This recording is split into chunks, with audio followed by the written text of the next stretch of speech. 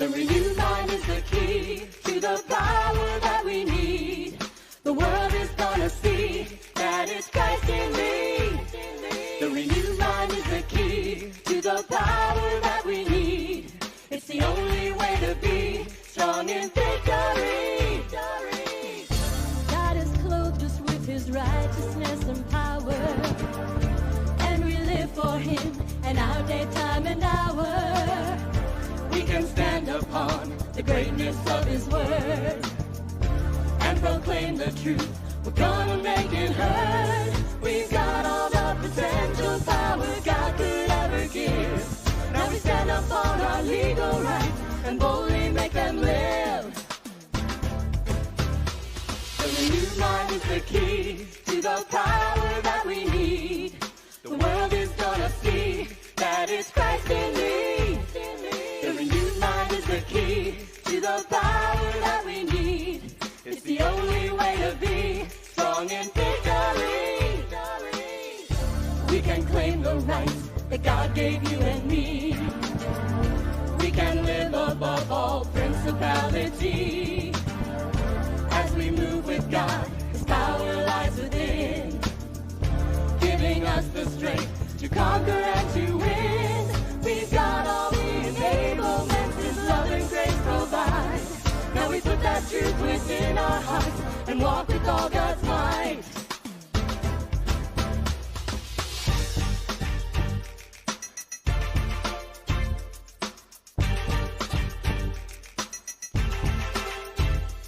The renewed mind is the key to the Christ in me. The renewed mind is the key to the Christ in me. The renewed mind is the key to the Christ in me. We know that the renewed mind is the key to the power that we need.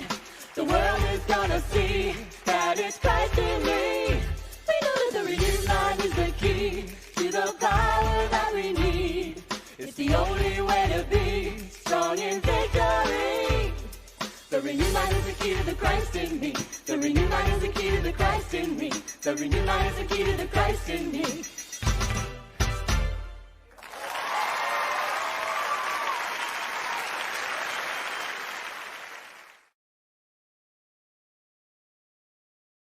Soapboxx Podcast.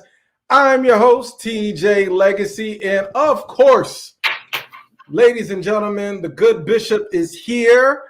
What's going on? Happy Thursday, family. What's going on with you? I'm going to introduce the saints I have here on my screen, as today's episode is called The Altar Call, Come One, Come All, and I'm going to be joined by the good Brother York. Brother York, how are you today this evening? Oh, wait. I muted y'all. Hold on. Let me unmute y'all. Let me. The devil is busy. The devil is busy. Brother York, go ahead and introduce yourself to the benediction. Go ahead, brother. Listen, Pastor. Listen, it's a pleasure for me to be here around the congregation. I was a little confused at first. I didn't know you had your pastor robe on. I thought you had a Missy Elliott "I Can't Stand the Rain" coat. See, we're not gonna do. We're not gonna let the enemy come in and cause confusion. I cleared it up though. I see what the bishop wrote, and I appreciate you having me at the at the pulpit, at the altar, in the congregations, in the congregation, in the congregate. Yes, brother. Clearly, Brother York has been on some of that Jesus juice in that wine. But we're gonna talk about that. But let's talk about all the way from Tallahassee. What's going on, Jay? What's going on, good sister? I am blessed and highly favored. Yes. So I am definitely happy to be here with all my brothers and sisters today to discuss what the good Lord is doing in our lives. That's right. We're gonna do it. We're gonna do it. And yes, this has been a long time coming. I have wanted to bring this one to the altar. I am so glad that she is here. The lady from the north, Jess A. How are you doing, sister? Come as Don't you play are. me, TJ. Don't play me, Pastor Bishop. Don't play me. Come as you are. It's okay. It's okay. This is a safe space. Okay, this is a safe space tonight. And for those, on Soapboxx Nation, hey, join in if you want to. I want you to reach out your hand and touch your screen. If you want to join the conversation, with the Soapboxx Podcast, I just need you to do one thing. I need you to first follow us on Instagram, on Facebook, and follow us on our streaming services and all stuff. We are going to talk not only just the altar. The altar is a place where you can just let it all loose, okay? Whether it's you need some healing, whether you need to have something to confess. You know, you just bring it all. Oh, we just lost a sister. She said, No, I'm right here. We got you. You ain't lose me. We got you. So we are going to move on. But first, we did have some sad news. My brother Alan, let's talk about it. Let's talk about we lost a good one in the Black community, heavyweight in the acting, Michael K. Williams. What say you, good brother Alan? Yeah, man, I don't have too much of an elaboration on this, but we just wanted to send a soapbox condolences and peace to the family and friends of Michael K. Williams, most notably known for his roles in The Wire as well as Boardwalk Empire. The brother passed at a pretty young age of 54, and we just want to go ahead and reach out and like I said, extend our condolences not only to the family and friends, but to everyone who was just kind of touched by his work as we were while he was here in the physical with us. So I do know and understand that it feels like we are losing our legends way too soon, and it's kind of coming frequently. We do want to highlight the genius of this brother. For those who don't know, he started as a dancer. He choreographed some very iconic videos. He was a dancer in some of those videos, transitioned into acting, and became a legend. Just kind of doing it. And then he was also, there's plenty of footage of him floating around right now. We've been active in the streets and all of the marches that we've been active in within the last 7 to 8 years or so. So whether it be the Eric Garner, or whether it be, all the recent tragedies that we had, George Floyd, he was outside. He was outside with us. So, this is a brother, and this is a person that's going to be severely missed, not only for his talent, but for his humanity, his style, the way that he carried himself, the way that he represented everything that he was. Just, a dark-skinned brother from Brooklyn who was stylish, big scorn. He was who he was unapologetically, and he was someone who was always deeper than what the surface may present. So once again, a soapbox, rest in peace, Michael K. Williams. Absolutely. Yeah, brother was I knew him from The Wire, but I also knew him. He had a funny role on a movie, I Think I Love My Wife, with Chris Rock in it. So he was the boyfriend that beat up Chris Rock in that movie. I don't know if y'all seen it, but yeah, it was that sad news. Everybody was touched by. I didn't know how, and it's crazy. You don't know how many people touch other folks until they pass, and everybody starts giving them their flowers, and then you're like, wow, damn. And then now you go back and you look at his catalog, and he had a pretty extensive catalog and did a lot of stuff within activism as well. But I want to hear from y'all. Okay, I want to hear. Let's start with you, Jesse. How was your week? How was my week? Well, I have officially gone back to work, so that was exciting. Yeah, so I'm back to work. So I'm just trying to get back into the the hang of things. Being a mom, working full time, trying to keep up with my content, the Soapboxx Podcast. So it's a lot, but I'm doing it. So I can't complain. I'm blessed, and I'm happy that I'm able to actually do these things, because there's people who can't do these things. So I'm learning to focus on my blessings and not the hardships. And besides that, my landlord just raised my rent $100, and I'm kind of pissed off about that. But other than that, everything is okay. And he raised your rent. So we need so Soapboxx Nation, make sure we got to have a building fund for Jesse as we raise it. Follow us on a Soapboxx Podcast. If you have something on the Vimo or the Cash App, they raise Jesse's rent. We need to make sure that this sister, I don't know if we got to go into the pantry, but we got to make sure that she is good and the children are good, and We like that you're going back to work and you're getting back to normal, and you can't balance it all, having that work-life balance. What about you, Jay? I know you are big on the work-life balance, especially being a mother as well. What are some things this week that you have, discovered about yourself, or, how has your week been? I laugh at myself sometimes when I'm on a podcast because I'm always thinking, like, when you're asking a question, I feel like I go into broadcast mode, like I'm on camera and I'm just like shaking my head like, like it's just so funny. And I was just looking at myself like, it's not the time. But anyways, so what's been going on for me this week? I will say I feel like I'm in the ring right now. I don't know what round it is. I'm in a boxing match. Between myself and life, and I've won a couple of rounds, but it's still some more rounds to go, and I'm just got my gloves on and I'm ready for the fight, whatever that looks like. Like just say as a mom, it's so many different things that we just have to put up with and battle with. So right now I'm ready for it, and I'm also counting my blessings. So absolutely. What does that look like for you? What does that look like for you when your work-life balance and trying to get things back and centered when you feel like your back is against the ropes? How do you get yourself? How do you keep going? You talk to the people. How do you keep going and get yourself back right so that you can get the fight? Well, usually I would have tried to keep up with what was going on in the world, but recently I've taken a really big step back from overloading myself with things and being a workaholic.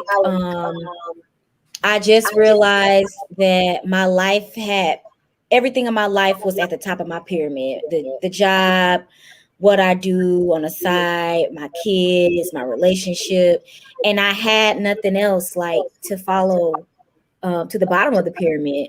And so I was overwhelmed. It was just like, okay, this is just as important as this is just as important as that. And so no wonder I couldn't find a work-life balance, or no wonder I couldn't find a self-care or self-love balance, because everything was a big deal. So now I feel like I've had to take a couple of steps back and remove myself from what I feel like people want from me versus what I need from me right now. And that looks like more just downtime, less watching people's stories, anything that could just throw me off track on the things that I have going on in my life. Because, when you have Instagram stories and Facebook stories, you really don't know what's about to pop up. It can literally everybody's popping on Instagram except me. Like, everybody's But even if you're not popping, I'm just saying in general, like, you could be having a bad day and somebody posts something in their story that says, if you ain't worked 9 hours today, you might as well just hang it up because you ain't gonna make it. You know what I'm saying? And you could take on that energy like, I should have been working 9 hours. Opposed to if you would have never seen that, you are the author and the illustrator of your own life and how that day is going to go. But because of social media, a lot of what we do and how we move has a lot to do with what we see and what people put out there in the world. So I've really just been trying to adapt my own routine. No, it's not if you ain't staying at the 3 a.m. routine, it ain't none of that. I'm going to bed at 9:30 or 10 o'clock, and I'm going to wake up maybe 5 a.m., 5:30, or I may wake up at 6 a.m., whatever that. Well, right now I've been waking up 5:30, 6 a.m. But, all of that, if you get in more than 7 hours, you be an entrepreneur. I don't believe in that stuff anymore. Not right. I'm not saying that it's not true. I'm just saying that it doesn't have to be your lifestyle if it doesn't feel good. You know what? It's funny you brought up. Go ahead. I'm sorry.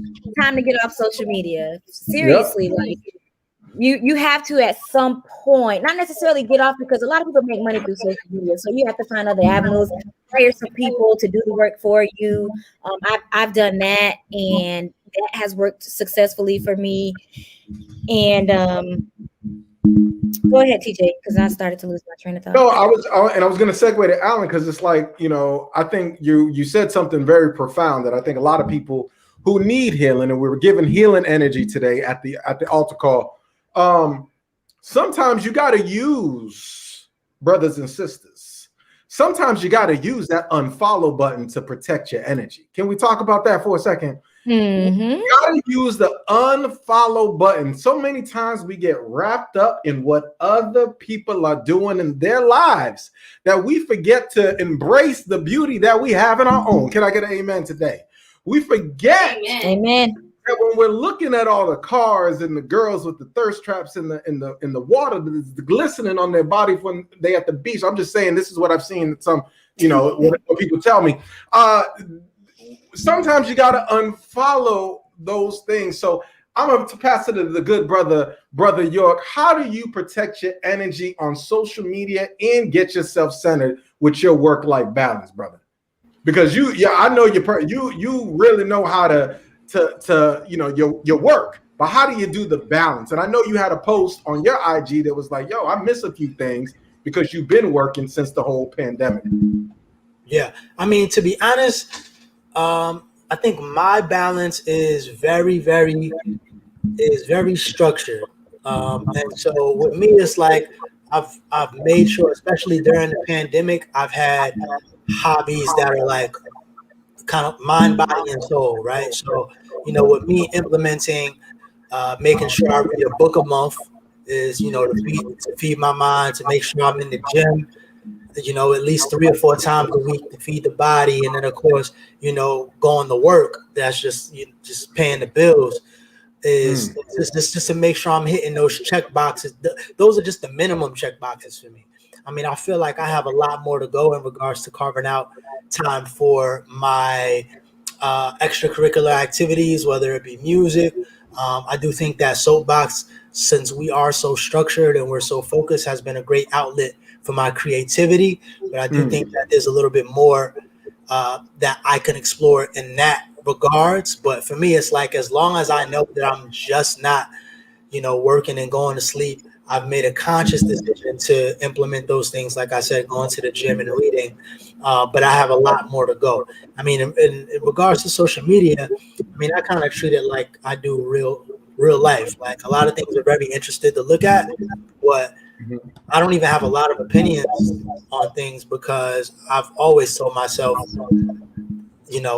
this is none of your business. So, and once you start getting invested in things that aren't your business, you start to get energy that's just unnecessary. So I take everything that I see with a grain of salt, and I don't really dive into it and have too many opinions or try to kind of like break it down, because at the end of the day, like I said, it's none of my business. I'm a spectator.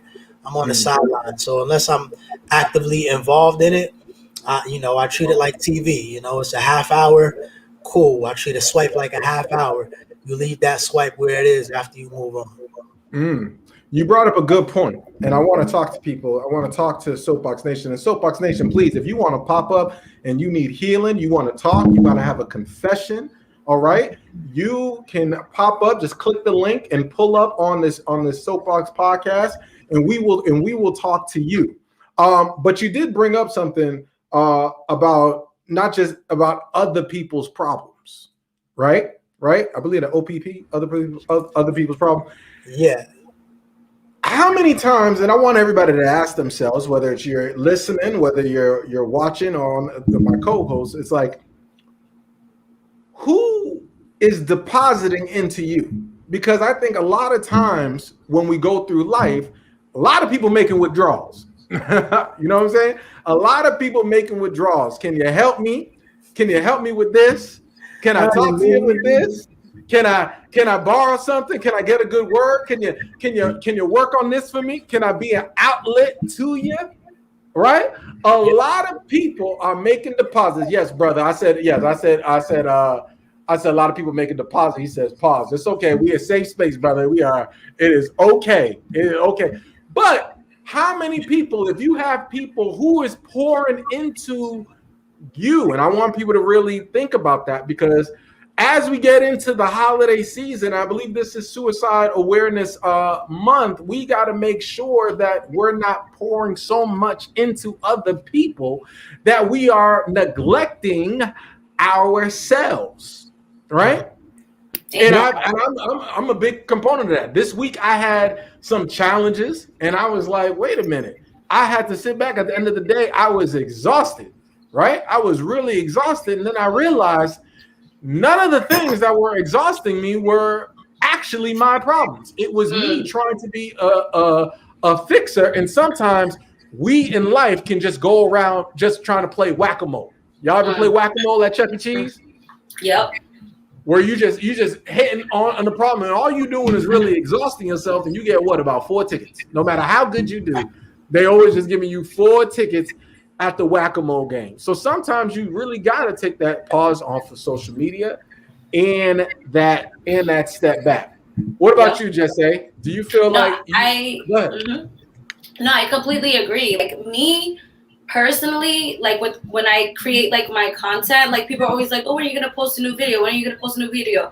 But for me, my mental health comes first. So like as much as I would love to like post like every day if I could, a new content all the time, I'm not gonna do it if I can't do it. I'm not about to go out of my way. And I don't even on TikTok I get paid, but I don't even get paid to be posting stuff like on Instagram like that. And like I appreciate like the people who, you know, they like my stuff. But if I'm stressing out at home and I got a lot going on at home and in my personal life, my work life, or whatever, that's my main focus. Social media comes after that. Now, if I was getting paid, like, you know, like really good on social media, then that would probably be like on the top of my priority list, but I'm not. So why would I stress myself? It's coming. Everybody touch. It is coming. It is. But right now I'm making my couple cents. I made $40 on TikTok so far. So woo. But what I'm saying just is, make sure you 10% goes to the congregation. 10%. Yeah, absolutely.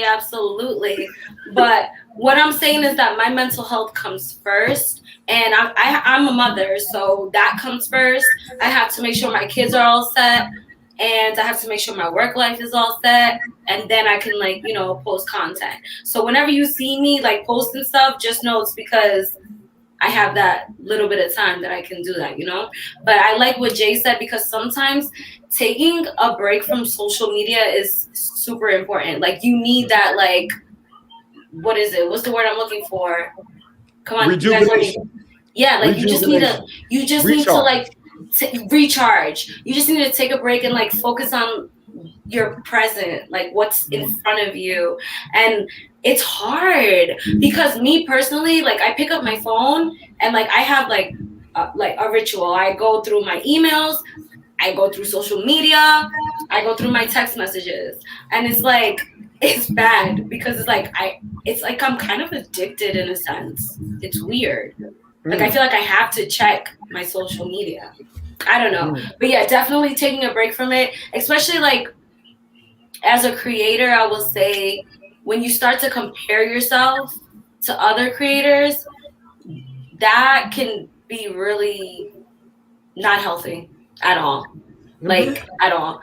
You just have to focus on you. Don't compare yourself to other people because that's only gonna freak you up. Woo, okay. We gonna So Lord Jesus, I apologize. Yes. Go ahead, Alan. I just wanted to say, I mean, just a couple things, because I just think that there's so many layers about what you guys were talking about.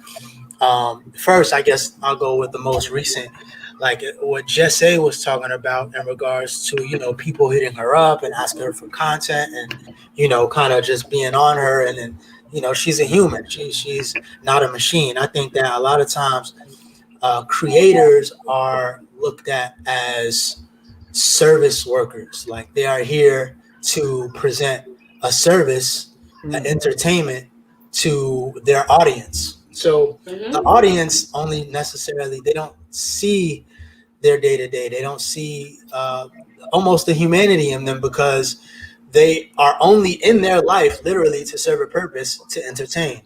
And as cool as that sounds, that's life. I mean, everybody has a role and a position in everyone's life, and entertainers just so happen to check the entertainment box, and that's really not the only reason, but majority of the reason why people want you around, even if we're talking about a social media. Of course, I'm talking about your fans and the audience, not necessarily your personal relationship. But that is something that I had to learn, is that, not to take that personal, because people know you as being an entertainer, and that's what they expect from you. And a lot of times it is unfair, but it's just like I said, you are there to provide a service because that is your relationship with your audience, right? Now, in regards to personal relationships, I think it's a little bit different.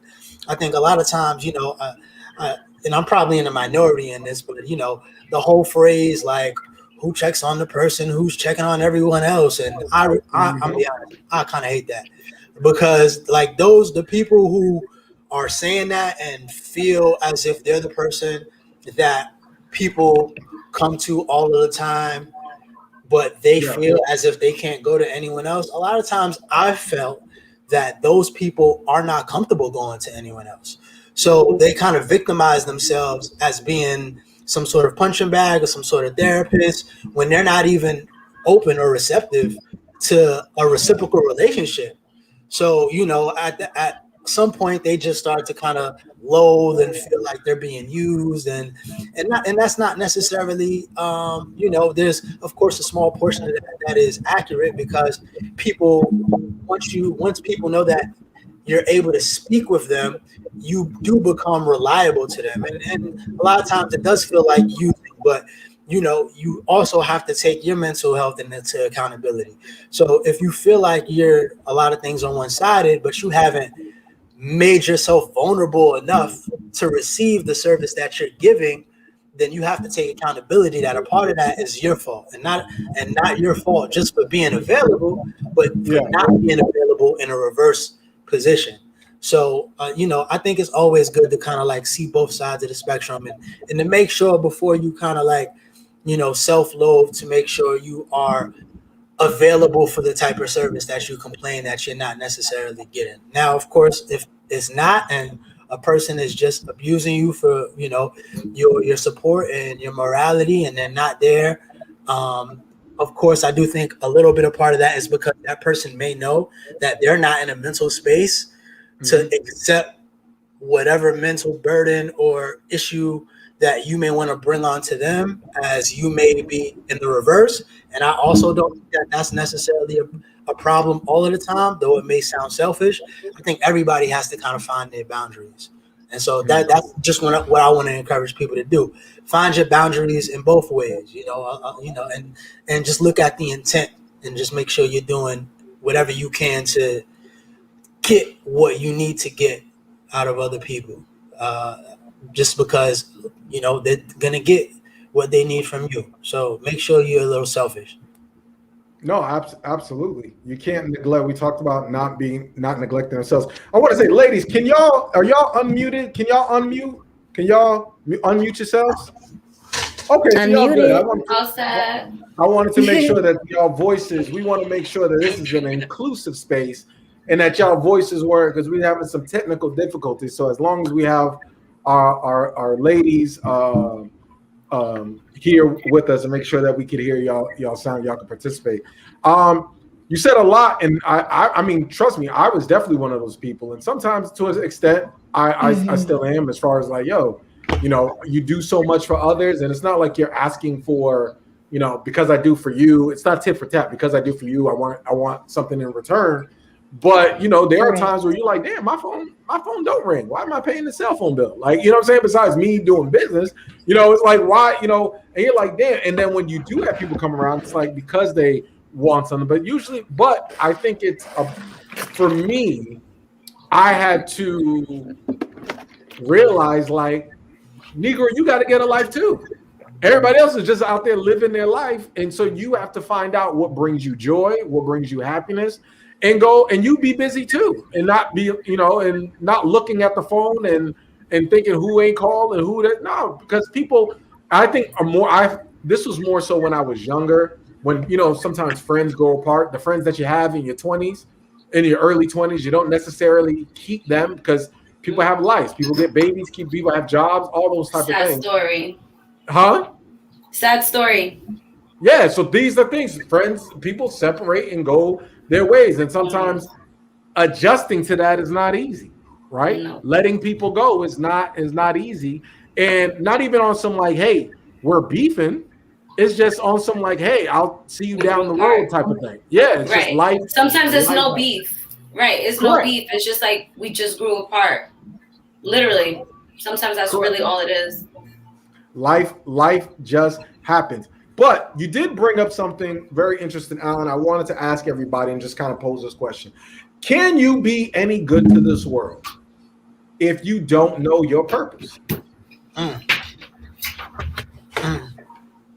If you don't know, not just have some self-actualization of knowing who you are, but what is your purpose in life or in the things that bring you joy? I am 34 years old. Gonna be 35 in next month. God's will, right? I don't even know how old I am. And I'm about to listen, y'all. Industry age alert. Listen, y'all. Please, Soapboxx Podcast. Please follow us. Your Vimo, your Cash App, because we got medical bills. We got to get Jesse checked out because she's got memory loss. We don't know what the side effects post-COVID that she's had. So we got to make sure that her memory and everything is all good. But no, I really wanted like, at what point, like I say I'm 34, going to be 35, and I have now started coming into finding out what my actual purpose is and finding out what brings me joy. Like, what is it? Like things that I actually like to do rather than like, so a lot of my, sometimes we wrap up our identity. Like I was talking about, you can wrap your identity in your work. Some people wrap their identity in their work. Some people wrap their identities in their degrees. Some people wrap their identities in their relationships. Right. And at the end of the day, I had to realize, when I really neglected myself, I had to realize, like, wait a minute, at the end of the day, what is it that's going to bring you joy? And I think the key to success is finding that healthy median where your joy and your purpose intersect. And that's where you find your calling. I'm gonna let the ladies go first, and then I'll go in my dimension. What say you, Jay? I see you doing the news station head nod. What say you? Okay, so you said when your joy and your purpose collide, that's when you really can step into your calling. Your joy and your purpose, and when they intersect, at that intersection point, that's where you find your calling. Yeah. Because anything that God is not a God of confusion. Anything that brings you joy, you want to make sure that you can share that, with the world. And it doesn't feel like working. Like I like to talk to people and interview people and get to know and connect, but I'm also an ambivert. So I'm one of those people where, I could be the life of the party, moving and shaking and talking to people. And then there's times where I could literally be home and just be mute and not want to talk and just live my Shrek swamp life and just be cool, right? And not be around people. So I guess I'm gonna start off as, at what point did you start finding or developing your purpose? And do you know at this stage? And this is a question for everybody. What brings you actual joy? Not what you do for others, but what brings you joy? Yeah, absolutely. At least for me, this is something that I recently discovered, and I'm still kind of discovering it, but helping people brings me joy. And I haven't really decided exactly how many different avenues I can go about that. But I do know that I find joy when I can be of help. And I fought with that for a long time, many years, just about like, that don't make sense, God. I can't. Can't be. I can't just be around here just making everybody happy. Like, and like you were saying earlier, you know, you have that sense of what about me? You know, who's gonna fill that gap with me? What's gonna what can happen, or you know, what's gonna happen there? And God kind of had these sit down talks with me where it's just kind of like, well, this is how it's gonna play out. You know, you are not gonna be like other people. And there are going to be some things that you can do for other people that they cannot do for you. So yes, you will have to be able to find out internally what your joy looks like and how you can bring your own self happiness. And so coming to terms with that at 27 years old, a 4-year-old, I have a 4-year-old, you know, dating, not necessarily married yet. You want to kind of be selfish with your life. Like, okay, hold up.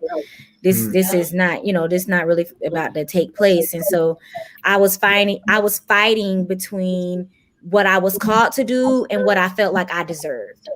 And so now I'm at a point where it's just like, you know what, if I just so happen to be that strong person, then that's who I'll be, you know, and it's now more so something that I thank God for, because it is a blessing to be able to help people. And it is a blessing to not necessarily be that person with all the baggage, you know, or the person who needs the therapy phone calls, you know, those are blessings to have. And sometimes we take those things for granted because every human wants love and attention and all that type of stuff. And so, you know, sometimes we crave it at the wrong time or from the wrong people or in the wrong environment or whatever it may be. And so I've had to learn how to control my craving, figure out where it needs to be directed. You know, is it more so like I need attention, or is it, you know, I need to develop a relationship between God? What is it that I need to do? Do I need to take myself out more, or whatever it may be? Because ultimately I was called to serve, and that wasn't going to go anywhere. So, so, you know, right now, and most people who meet me or come into contact with me or shake my hand, whatever, we wrap it up, they know that I am that type of person, and that's who I am. I give off that type of energy. I am a loving person. And for anybody who feels like they've been caught in that space where it's like you're loving, you're caring, you're giving, why is all these damn people attracted to me? And it's just like, you know, it's more a blessing than it is a curse, because you could very well be that other person who was damaged. And so I've decided, like, well, I don't want to be that upset person. I don't want to be that mean person. And I don't want to be the person where I'm struggling because I lost a loved one or whatever the cause may be. I will try to embrace the good things and what God has given me and just try to go from there. But it is hard. It's not an easy process, especially not in this generation where we are growing up. Everybody is like, take, get what you can, and instant gratification. Instant gratification, my, me mentality. And so, you know, just learning how to, like you said, find joy at the same time, and digging into your purpose to ultimately develop what that calling or whatever you want to call it, divine intervention, or you know, whatever you choose to call it, but just to really embrace it. So that's my story. What about who's next? I hear you. Just say, did you add something? You wanted something to add? No, just to really go with what Jay said, I completely agree with everything she said. And personally, I just want to say that when I met Jay for the first time, and mind you, like, we were doing the podcast for a while together, and we never met each other in person. And when I met her, I just felt like her aura and like the energy she gave off was just like genuine. It's like you have like a really dope energy, and I can definitely see like how you would make people happy. It's just like the person that you are. And I feel like without even trying, like you can make someone feel comfortable. So I think, like, you know, that's super, super dope, you know? And I'm so glad that I'm on the motherfucking podcast with this motherfucking girl, because she knows we in church. God, please, everybody listen. Let's just pray. My bad. Thank you. I just want y'all to put your hands to the screen for and Jess is a true entertainer. Yeah, we call God to not just, we don't want to change Jess. We just Oh my we gosh, just want some whatever. touch, like we just want that burst of energy that comes out sometimes, that enthusiasm, what makes her great. Lord, we just wanted to, we want her to harness that energy for the greater good, for the greater Don't good. worry, I already know. But Jess, have you always been into like entertainment or theatrical, type things like as a child growing up? oh yeah, and I blame my father for that because he always had a camcorder in his hands, and since I was a little girl, literally, he would record every single thing that me and my sister did. So like we did ballet, and he would always record us just like dancing, and like my dad is such a comedian, and he's an entertainer, literally. He has like his own full-time job, but on the side, he's like a wedding singer, but he's a musician. So he plays the piano, he plays the guitar, he plays any instrument you can think of. My dad is super, super talented. So I definitely get that from my dad's side. And mom, if you're watching, which I know you're not, but if you are, my mom too. My mom is more like a go-getter, like when it comes to money, like whenever it comes to anything that has to do with money, she's like on it. So she's very like persistent. She doesn't take no for an answer. And like I said, she's a go-getter. But my dad, he's an entertainer, and I'm more like my dad, He's the comedian all my uncles are comedians, but he's like the comedian of the family. So I definitely get that trait from him. So for me personally, I don't know what my purpose is yet in life. And, like I pray all the time, like I told you all last time, Jesus is my dog. Like I talk to him all the time. I love Jesus, but I don't know what my purpose is. I'm still trying to figure that out. A part of me thinks that it is to like make people happy, or just like I get messages all the time from people that are like, oh my gosh, like I love your videos. Even when I'm having like the worst day, I watch your videos and they make me so happy. And like that makes me feel good. It makes me feel good to know that what I'm doing for fun it helps people in a sense, because it's making them laugh. Like, and for me personally, and I apply this to my own life, I feel like laughter is the best medicine. So if I can provide that to people, and I don't know if that's God's purpose for me, but if it is, like, I'm with it. Like, I love that. I love that because I love doing things that are going to make people happy. I love doing things that are going to make people laugh. But at the same time, I just don't want to get lost in that where I'm losing myself, which is why I don't always post content, because I'm going to make stuff, I'm going to make certain content like that certain people like, but I'm also going to make sure that my mental health is okay, because I've been in that really dark place where it wasn't okay, and I had to like take a major step back. So I don't want to get to that place ever again, because it wasn't the best place for me to be. And I think it's good, at least for me and everybody who's listening, and y'all can correct me if you disagree, but I feel like when we talk about purpose, a lot of times we think about like a goal or a plan that we're trying to do, and I don't think it's that at all. I think that when people say like they're living on purpose, or at least when I'm talking about it, I'm saying I'm trying to be authentically myself, and that person is this. That's it. And so that is my very well purpose on life, to be that person. Like if you're a giver, hey, that's what you are. You give. Can't be mad at it.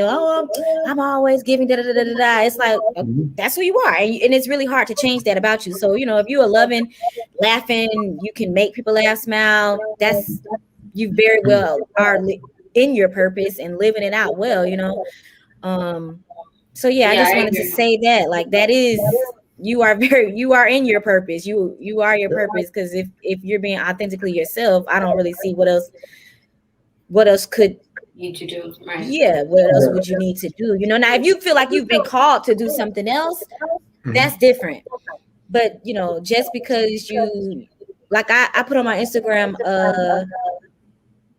2 days ago or something, and it was saying, don't think that just because you cannot see a sign about what's happening in your life or what's about to take off, that doesn't necessarily mean that everything that you're doing is not worth something or that it's not serving a purpose. And so that's just to note. I think, and that's very well said, ladies. And I think, yeah, as far as definitely about purpose, I want to switch gears because and bring something to the fellas, that I really had an epiphany with this. Really not this week, but over the past few weeks. I more so over a whole like COVID and stuff like that. After that, right?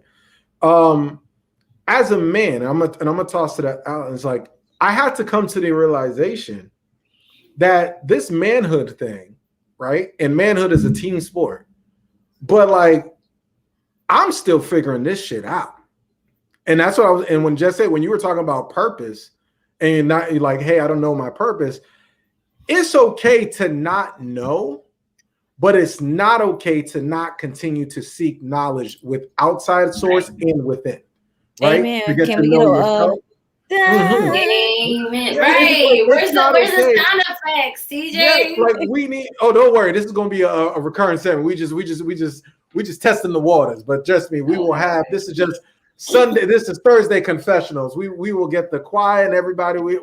It's football Thursday, so that's probably where the rest of the congregation's at home. But no, I had to come to the realization, like, look, I want a healthy, successful marriage. I want kids. I want to be able to be a good leader and good.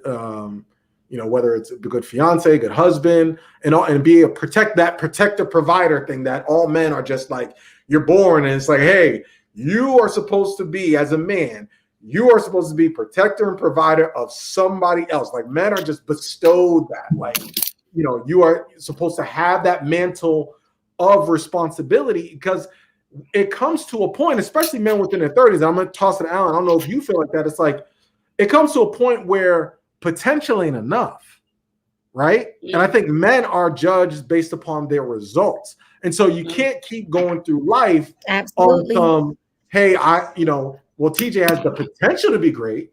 He has the potential to do certain things, but it's like, you want to accomplish these things, but do you have the tools in order to be successful? And if you don't have, and we talk about people around you, if you don't have the blueprint, right? I was raised by a single mother. I didn't have the blueprint of how to be a man, or through adolescence. A lot of shit that I went through. Oh, excuse me. Oh, Jesus, the spirit of Jesse has came into my mouth. Oh my goodness. I had a lot. Wow, okay.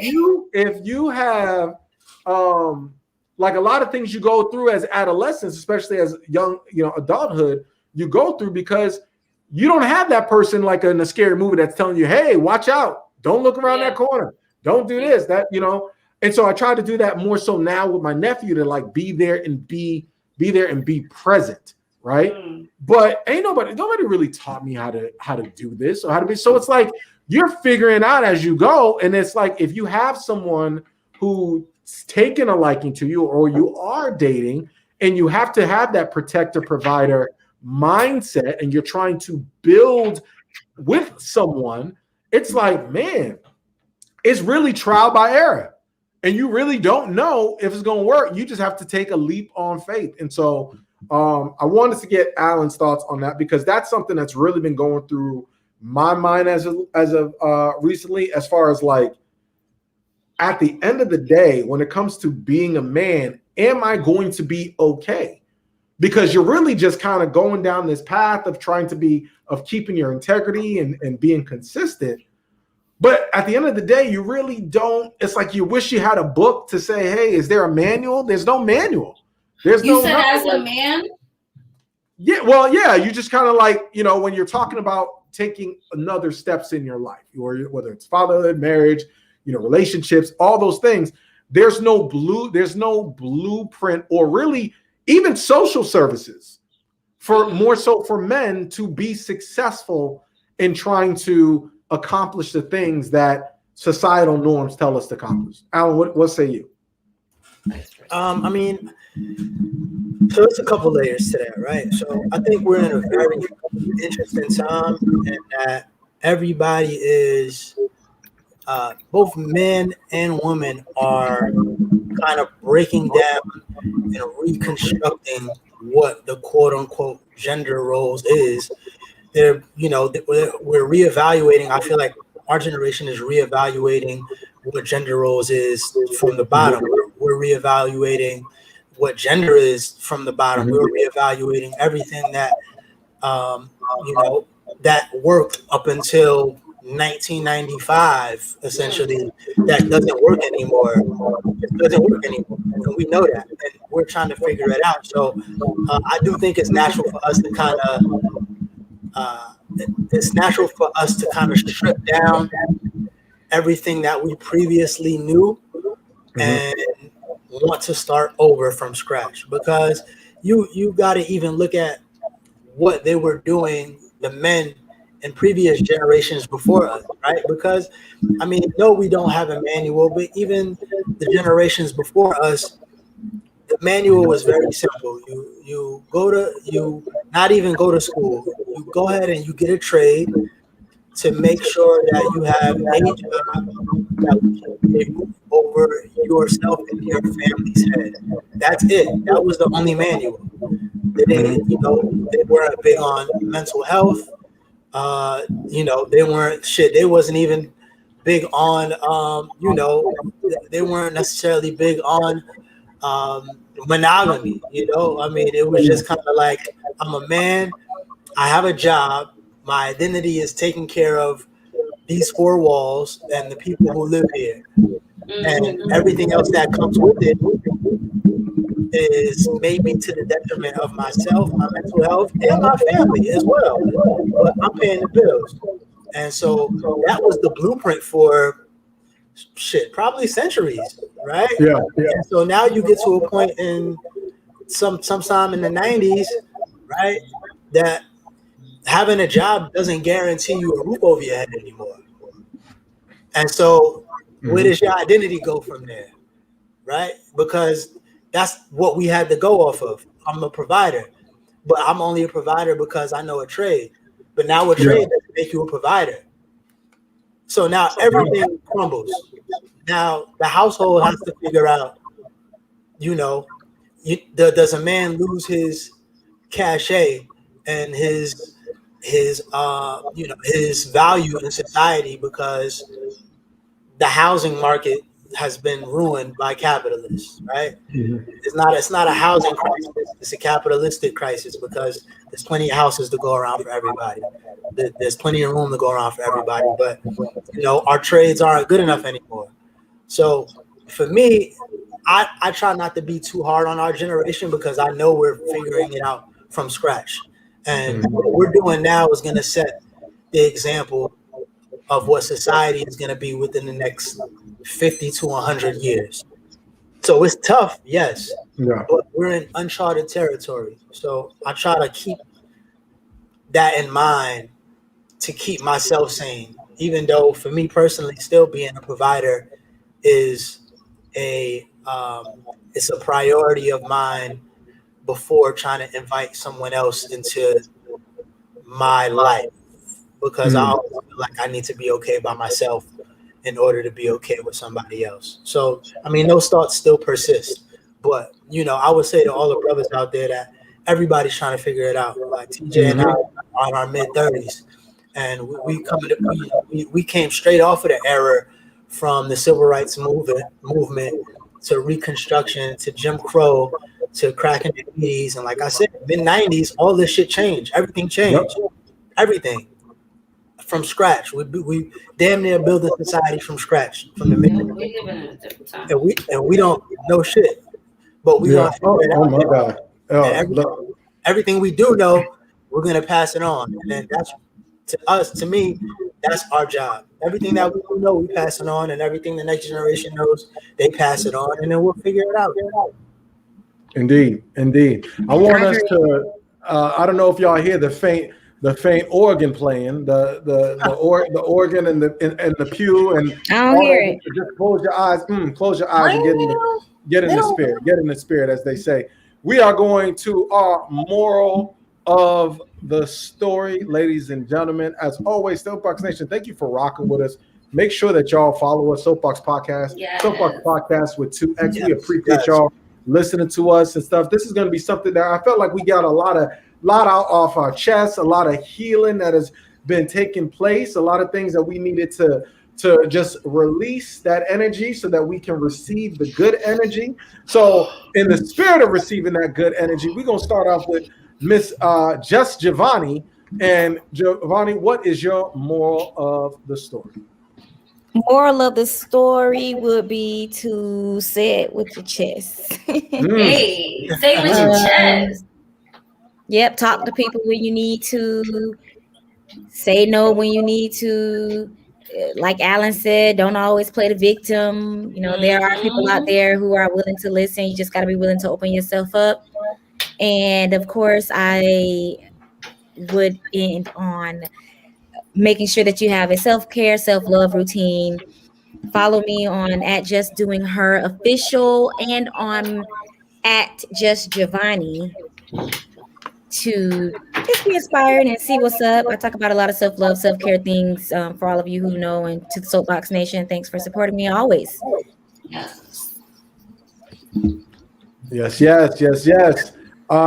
Miss Jesse, what's your moral of the story? My moral of the story is to go to therapy. Go to therapy, because honestly, therapy will change your life. And I know there's this like stigma around therapy for a lot of people, especially in the Cape Verdean community. But trust me, therapy can change your life. And you know, as a woman, and I'm speaking personally as a mother, we have to be held to this certain type of standard.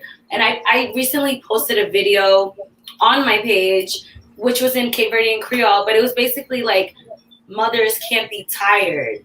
And yes, the fuck you can. You can be tired. If you're a mom, you can't be tired, okay? Just because you're a mom and you chose to have your kid does not give anyone the right to say, oh, well, you chose to have your kid, so you can't be tired. Because no, you can still be tired, period, okay? Don't ever stop working on trying to find out what your purpose is, because God has a purpose for everybody, and eventually you'll know what yours is. Mm-hmm. And I will also like to finalize this by saying Biden just said that any employee, you can take me off regular if you want, but he announced that federal vaccine requirements include a rule that all employers with more than 100 workers require them to be vaccinated or test for the virus weekly. I will take testing for the virus weekly for 100, please, because it is my personal decision. Mm-hmm. And if I don't want to get tested, if I don't want to get the vaccine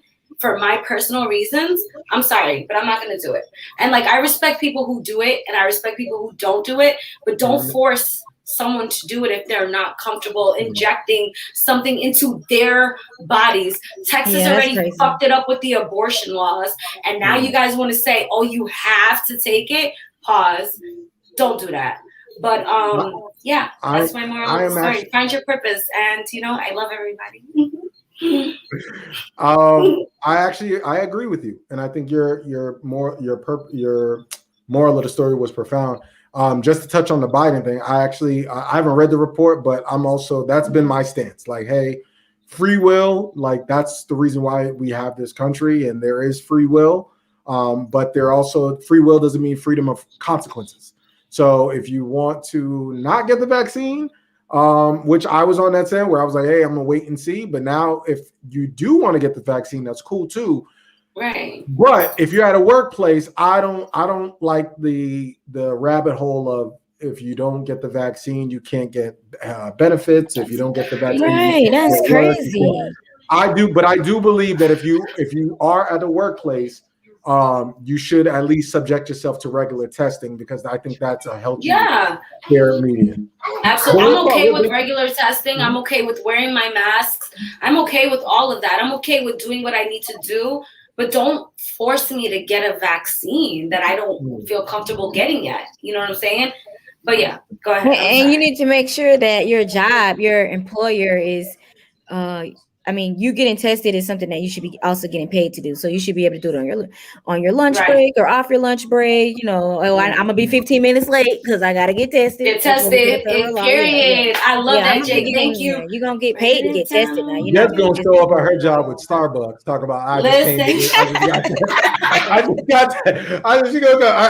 just got tested. I was over there like whatever. I work from home. I only gotta go to the office 2 times every 2 weeks.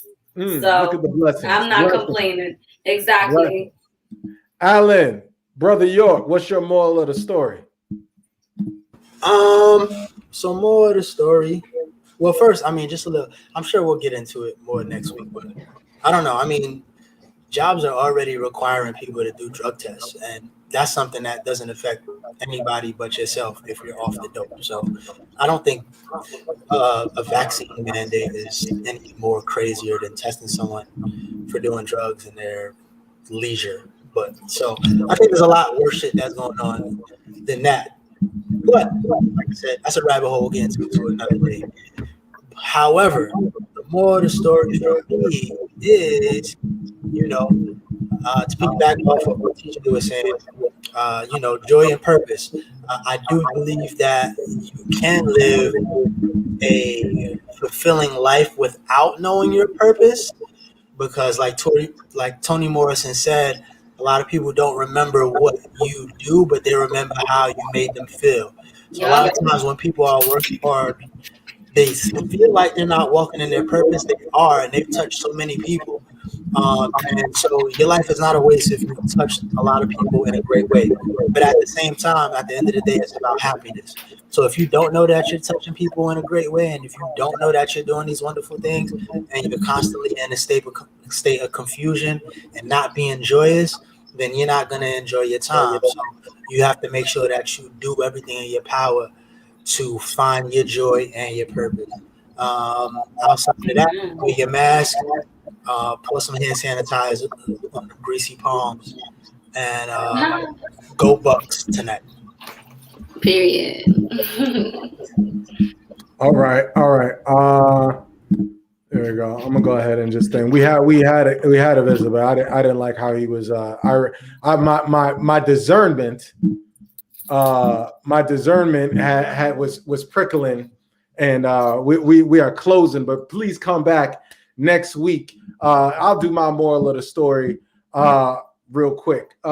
Listen, this is something that we want to do. Sometimes you got to get things off your chest, right? Confession. I'm growing out my hair. Don't know how it's going. It's looking real. It looks good. It looks good to me, it's DJ. looking real choppy. I thank you. Blessings. Let me tell you something. I lost so much hair after COVID. So doing some different things, but there's not much to say. I think everybody pretty much summarized it pretty well. I just think that people need to. Actually, I'm gonna steal a line from Giovanni that actually helped me out. Is you gotta, and I actually had to tell my mother that sometimes you got to give yourself some grace. And not get so and put so much pressure on yourself. And really, it's okay to not know, but it's not okay to stay there. It's not okay to be stuck. It's not okay to just be complacent. Amen. You need to just move forward and make sure that you are continuously grow. You don't have to change, but you do have to grow as an individual and make sure that your results, make sure that your work matches the results that you put in. All right. So, ladies and gentlemen, TJ, a word. This whole podcast today was TJ, do this more often. Yes. I love it. If you ain't leave here today with a message, baby, you need to play y'all. You need to rewind, play it back. Is moving. I want everybody, as we wrap, I just put your hand over there, and we're gonna touch and agree on this podcast right here. Let me go ahead and make sure I got the videos. I want y'all to understand that we are in this together, ladies and gentlemen. And hey, we ain't gonna stop. We are going to get to that land of the milk and honey, ladies and gentlemen. So keep doing what you're doing. Soapboxx Nation, we are out. Peace. Anything. Tell them what we talking about. Anything. Tell them what we talking about. Anything. Anything. Welcome to the Soapboxx.